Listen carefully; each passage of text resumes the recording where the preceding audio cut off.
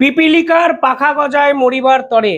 বাংলাদেশের বর্তমান প্রধানমন্ত্রী তারেক রহমানের এই কর্মকাণ্ড দেখে পিপিলিকার পাখা গজিয়েছে বলেই মনে হচ্ছিল। ভারতে তিনি আসবেন কি আসবেন না সে অনেক পরের প্রশ্ন, কিন্তু তিনি প্রথম অবস্থায় ভারতের উপর দুটি শর্ত চাপিয়ে দেন। তিনি বলেন যদি ভারত এই দুটো শর্তে রাজি হয় তাহলেই বাংলাদেশের প্রধানমন্ত্রী তারেক রহমান ভারতে আসবেন। আর এবার ভারতের পক্ষ থেকে এমন কিছু কর্মকাণ্ড ঘটানো হলো তাতে একটা জিনিস পরিষ্কার, তারেক রহমানের জন্য ভারতের দরজা অফিসিয়ালি বন্ধ করে দেওয়া হলো। অর্থাৎ ভারত এক্ষেত্রে বাংলাদেশকে নিয়ে কোনো ধরনের নম্র স্বভাব বা আচরণ করলো না, উল্টে বাংলাদেশের এই বারবারন্তকে গলা টিপে মেরে দিল আন্তর্জাতিক স্তরের সামনে।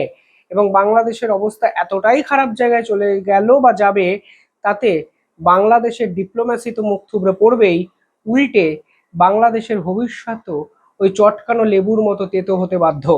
কি হলো হঠাৎ করে, ভারত বাংলাদেশের সম্পর্কে নতুন আপডেট কি এলো, কেনই বা ভারত ও বাংলাদেশের মধ্যে সংঘাত ফের একবার চরম জায়গায় পৌঁছাতে পারে, আজকের এই ভিডিওতে আমি ডিটেলে আলোচনা করব। ভিডিওটি শেষ অবধি দেখবেন। চ্যানেলটিকে ভালো লাগলে একটু সাবস্ক্রাইব করবেন এবং নিয়মিত কমেন্ট করবেন। অনেকে বলেন আমাদের ভিডিও আপনাদের টাইমলাইন অবধি পৌঁছয় না, তার একটাই কারণ আপনারা নিয়মিত কমেন্ট করেন না এবং সাবস্ক্রাইব করে বেল আইকনটি ক্লিক করে রাখেননি। যাই হোক, কালকে ভারতের পক্ষ থেকে একটি বিবৃতি জারি করা হয়। দুপুর 2:25 ভারতের প্রেস ইনফরমেশন ব্যুরো অর্থাৎ পিআইবি একটি বিবৃতি জারি করে। সেখানে বলা হয় বাংলাদেশের প্রধানমন্ত্রী তারেক রহমান ভারতে আসবেন এবং তাকে আমন্ত্রণ জানানোর জন্য নির্দিষ্ট কিছু অনুষ্ঠানের প্রস্তুতি শুরু করা হয়েছে। কিন্তু 1 ঘন্টার মধ্যেই সেই বিবৃতিটি 180 ডিগ্রি বদলে যায়। ভারতের রাষ্ট্রপতি সচিবালয় সংবাদ মাধ্যমের বিবৃতিতে জানান যে বাংলাদেশের প্রধানমন্ত্রীকে আনুষ্ঠানিকভাবে স্বাগত জানানোর জন্য শনিবারে যে রাষ্ট্রপতি ভবনের ফোর কোর্টে চেঞ্জ অফ গার্ড এই অনুষ্ঠানটি আয়োজন করা হয়েছিল তা আর হবে না। অর্থাৎ বাংলাদেশে তারেক রহমান বাড়াবাড়ি করতে গিয়ে, বেড়ে খেলতে গিয়ে নিজেদের পায়ে নিজেরাই কুড়ুলটি মারলেন। ভারত স্পষ্ট বুঝিয়ে দিল বাংলাদেশের প্রধানমন্ত্রীকে স্বাগত জানাতে তারা এই মুহূর্তে আর চাইছে না।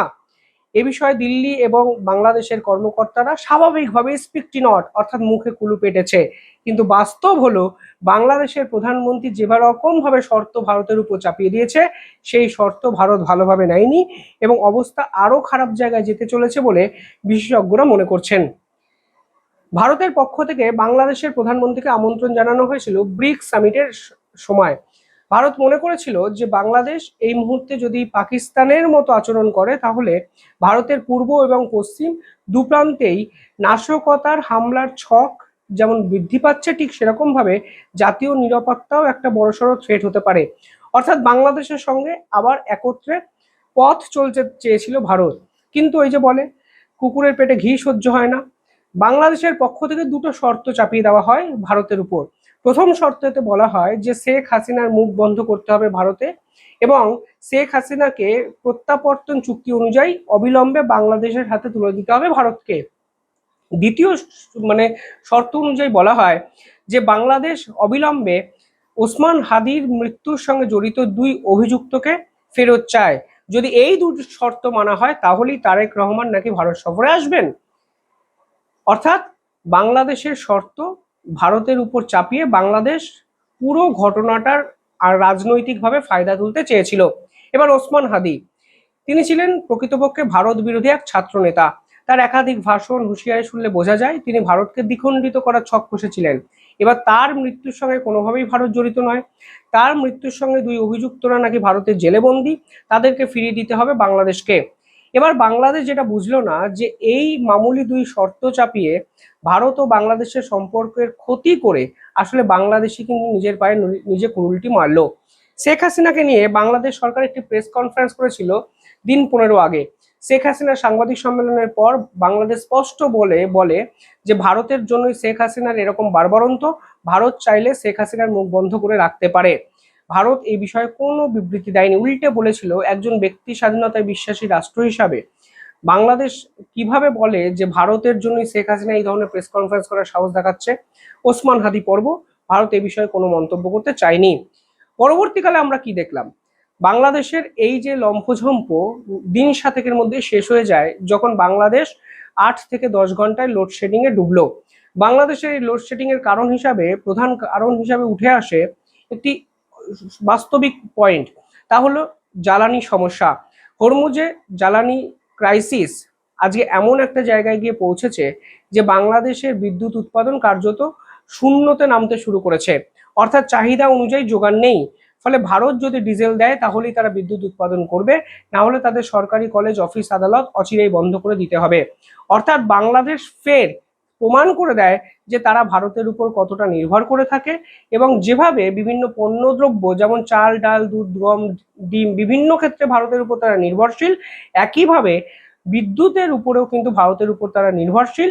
কারণ বাংলাদেশ সরকার, মোহাম্মদ ইউনূস সরকার থেকে তারেক রহমানের সরকার শেষ 3 বছরে এই ইনফ্রাস্ট্রাকচার ডেভেলপমেন্টের জন্য আলটিমেটলি বাস্তবের মাটিতে কিছুই করেনি। এত কিছুর পরেও তারেক রহমানের মনে হয়েছিল ভারত হয়তো তারেক রহমানকে তাদের নিজেদের দেশে নিয়ে যাওয়ার জন্য ঝাঁপিয়ে পড়বে। ভারত হয়তো বলবে, ভাই আমরা সব শর্ত মেনে নিচ্ছি, এই নাও ভাই শেখ হাসিনাকে তোমাদের সাথে তুলে দিলাম, এই যে ওসমান হাদির মৃত্যুর সঙ্গে জড়িত 2 ব্যক্তি তোমাদের সাথে তুলে দিলাম, দয়া করে তারেক রহমানকে আমাদের দেশে পাঠাও, নাহলে আমাদের বিশাল বড় ক্ষতি হয়ে যাবে। কিন্তু বাস্তবে দেখা গেল ভারত অতিথি আপ্যায়নের জন্য প্রস্তুতি নেওয়া শুরু করলেও ঘন্টা খানেকের মধ্যে সেই প্রস্তুতি পর্ব কিন্তু অফিসিয়ালি বন্ধ করে দেওয়া হয়, এবং পিআইবি স্পষ্টত জানিয়ে দিয়েছে তার পরবর্তীকালে যে তারেক রহমানকে অভ্যর্থনা জানানোর জন্য কোনো অনুষ্ঠান রাষ্ট্রপতি ভবনে করা হচ্ছে না। অর্থাৎ তারেক রহমান বুঝতে পারলেন ভারতের সঙ্গে খেলাটা আসলে কতটা কঠিন। ভারতের সঙ্গে যারাই খেলতে গেছে তাদেরকেই কিন্তু কোনো না কোনো সময় ভারতের পায়ের সামনে এসে পড়তে হয়েছে। তারেক রহমান 2 শর্ত চাপিয়ে নিজেদের আভ্যন্তরীণ রাজনীতির ডন প্রমাণ করার চেষ্টা হয়তো করতে পারেন, কিন্তু আন্তর্জাতিক স্তরে ডিপ্লোম্যাসি যে তার মুখ থুবড়ে পড়লো তা কিন্তু পরিষ্কার। কূটনীতি মানে ভালো সম্পর্ক রক্ষা করা, কূটনীতি মানে একে অপরের সঙ্গে তালে তাল মিলিয়ে চলা। যেখানে বৃহত্তর এক রাষ্ট্র ভারত আপনাকে আমন্ত্রণ জানাচ্ছে, আপনি কি করতে পারতেন? যেখানে আপনি ভারতের উপর সম্পূর্ণভাবে নির্ভরশীল, যেখানে বিদ্যুৎ থেকে চাল, ডাল, দুধ, ডিম, গম সমস্ত কিছুতে ভারতের উপর আপনাকে তাকিয়ে থাকতে হয় ভারতের দিকে, সেখানে আপনি ভারতের আমন্ত্রণে সাড়া দিতেই পারতেন।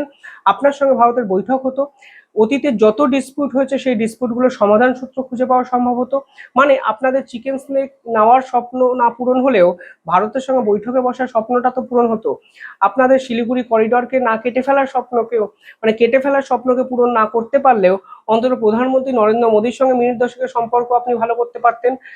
উল্টে ভবিষ্যতে আপনি যে সুযোগ সুবিধাগুলো পেতেন সেই রাস্তাগুলোও বন্ধ করে দিলেন ভারতের উপর পাল্টা শর্ত চাপিয়ে। আর পাল্টা ভারতও বুঝিয়ে দিল তারেক রহমানকে আকুতি মিনতি করার মতো অবস্থায় ভারত অন্তত নেই।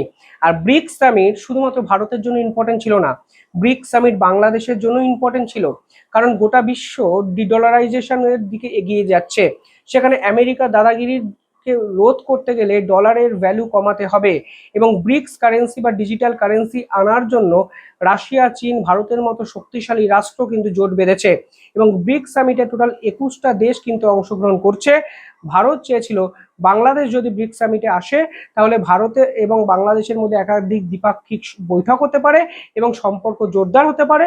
ব্রিক্স সামিটে বাংলাদেশকে ইনক্লুডও করলে দক্ষিণ এশিয়ার রাজনীতিতে এক শক্তিশালী ফুটফল হতে পারে ভারতের।